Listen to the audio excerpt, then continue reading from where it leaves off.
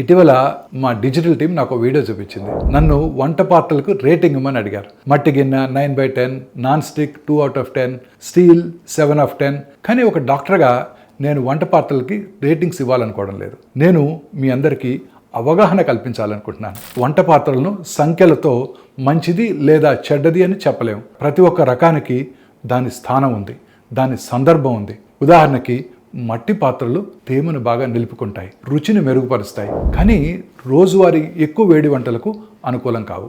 ఇత్తడి పాత్రలు ఖనిజాలను ఆహారంలోకి చేరుస్తాయి, కానీ ఆహారం సురక్షితంగా ఉండేందుకు లోపల వేసే పూత టిన్ కోటింగ్ సరైనదే ఉండాలి. ఇక స్టెయిన్లెస్ స్టీల్ సురక్షితం, సరైన విధంగా వాడితే దీర్ఘకాలం ఉపయోగించవచ్చు, కానీ తగినంత నూనె, నీరు వాడాల్సి ఉంటుంది.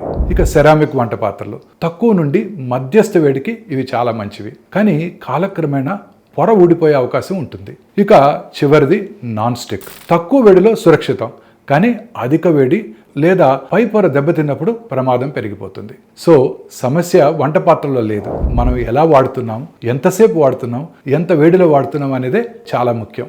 ఆరోగ్యం రేటింగ్స్ నుంచి రాదు, అవగాహన, సమతుల్యత, తెలివైన వినియోగం నుండే వస్తుంది.